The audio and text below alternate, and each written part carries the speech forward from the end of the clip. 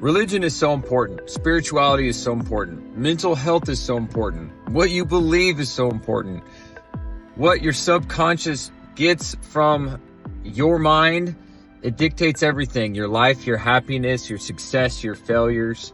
And if you're a Christian and you take the Bible and its teachings and the words that are in it, literal, and those answers and those stories resonate with you to help you get up the mountain to peace in your mind, then do it. Then take it.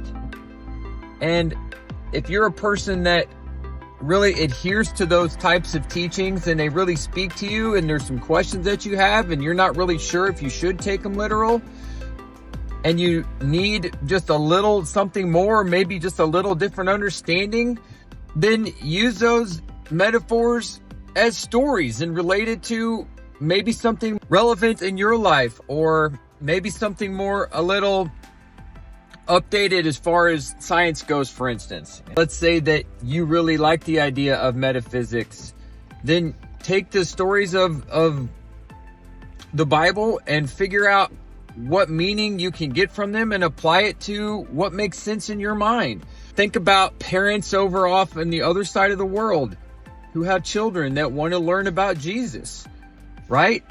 You don't think it's probably right for them to say, no, you're not allowed to do that. We are not okay with that. We will not tolerate it. You would want them to let their children learn about Jesus and all the good things and the love. You would want them to learn about the love and the virtues that Jesus teaches. So the flip side is of that is they're the same exact way. And like, that's where it's always been a struggle for me. It's like, how can we say that they have no validity and they say we have no validity? Like, who's right? Like, okay, so everybody just go their own way. Well, all I'm saying is, I think maybe we can go all the same way eventually. And I don't mean that we all believe the same thing. I'm not saying write a new religion. I'm not saying change anything about what we've been doing. Our religion is a bubble. It's a ball. And it's self-contained. And I look at the metaphor of a boat carrying them all as kind of a vessel that helps us sail the rough waters of humanity. And what's wrong with that? What if you got all the religious leaders of the world together in one room and you said, okay, I'm not going to change your mind. You're not going to change my mind. We're just going to talk. We're not going to get upset. I know how sacred your beliefs are to you. You know how sacred they are to me. So we're going to agree not to change each other's mind. Is there a new, more modern school of thought that can potentially encompass all of our faith? And what is that? What would it look like? What questions would we ask?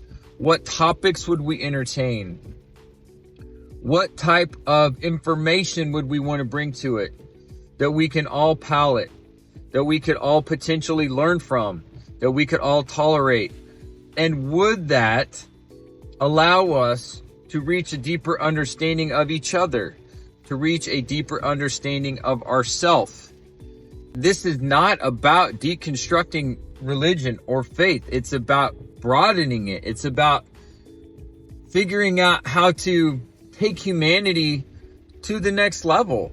And really, more than that, keep it from folding in on itself. Because I'm not going to lie, my fear isn't necessarily for the fate of my soul. My fear really is more about the fate of our species, truly. That's what I worry about. I could be wrong. I'm not fearful for my soul's fate. I feel right with God. I do. I feel like I get in touch with the purest of sources on a daily basis. Some days more than others. And I think that's everybody's spiritual journey. I don't think anybody could argue that when you try and get in touch with God, when you are intentional about it, you are a better person. And there's a lot of people that just go away from it altogether because they're confused. They don't know how to do that because there's not necessarily a specific path or a specific map for them. And so they just indulge in behaviors that are toxic and that make them feel good short term, but they're horrible long term for their bodies, for their minds, for their soul, for their family. I've always tried to stray from being too opinionated about religion and faith because I don't want to upset people. I don't want to ruffle anybody's feathers. I don't want to create a war. I don't want to create stress in my life because some of the most stress I've ever had in my life is when people are upset at me or mad at me, especially people that I love.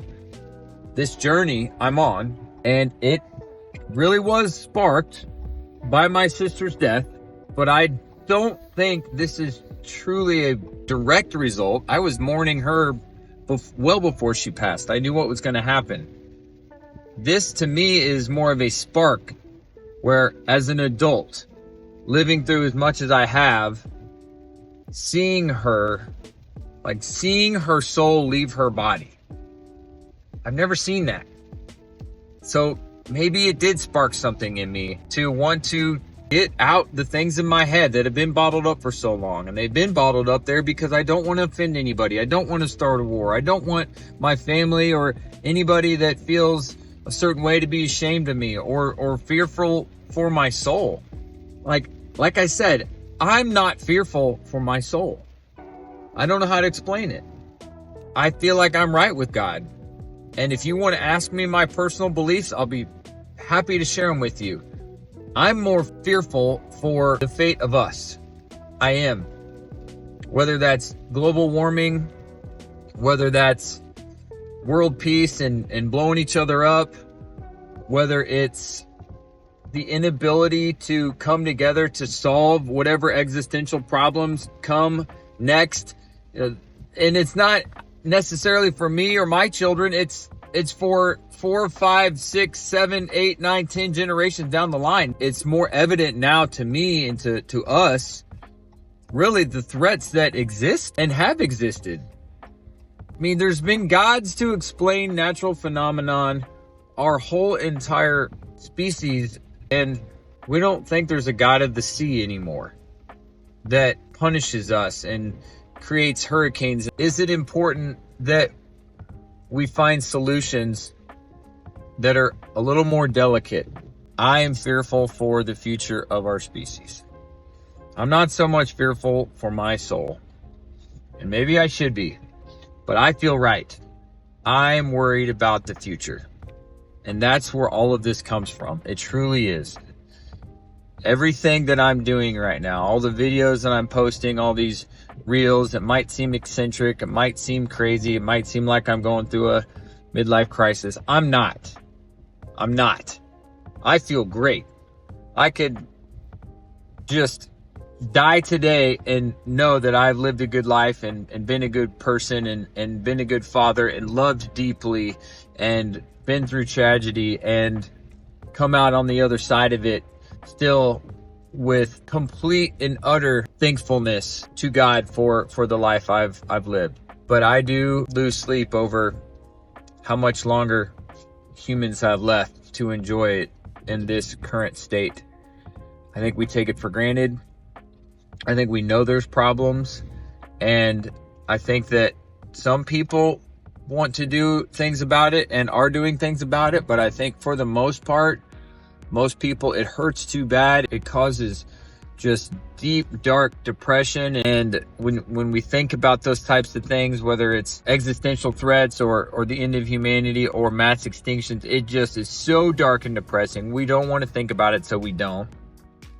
I know we can't control celestial events like meteor or asteroids. I know we can't control if the Earth's magnetic field flips. Those are things we can't control. So my whole life has been built around above the line thinking and stoicism and focusing on what we can control. And that gives us power, and that gives us strength, and that gives us the ability to be above the line.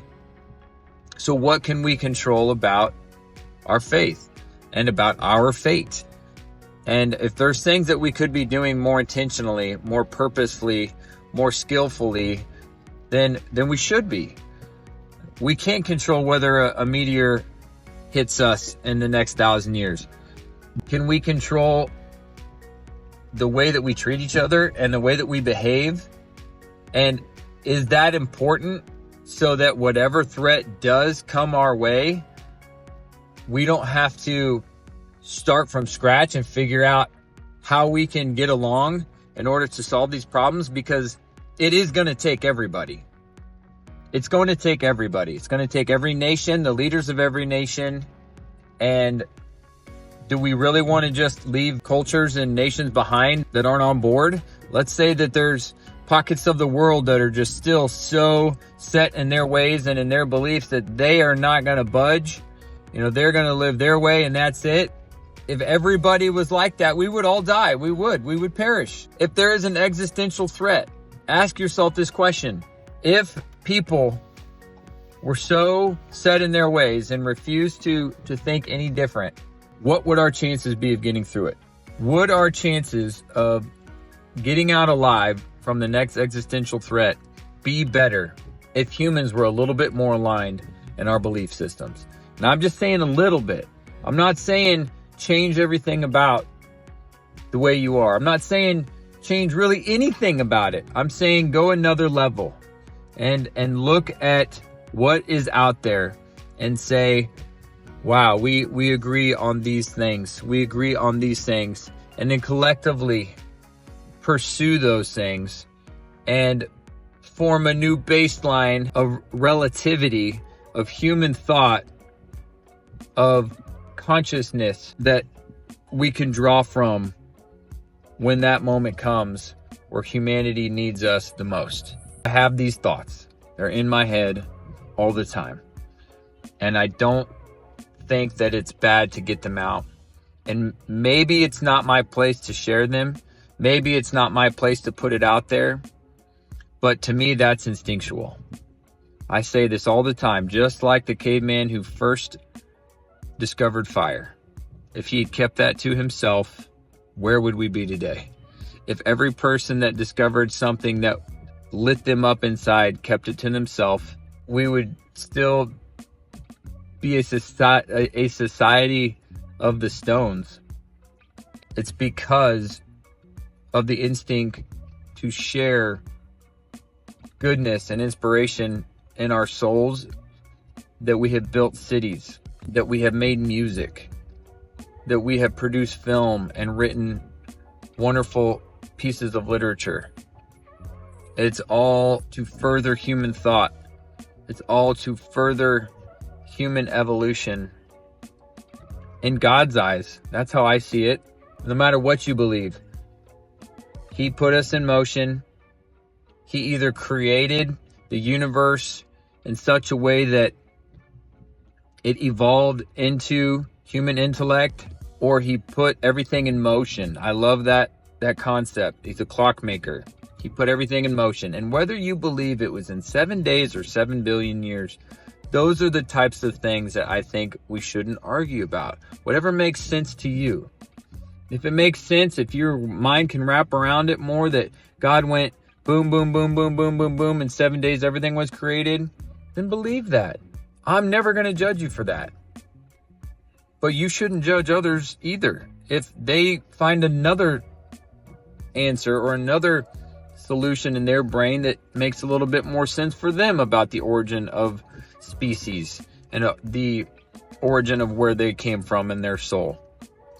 We shouldn't fight each other over that, and we for sure shouldn't say your soul is lost and needs saving over those types of details.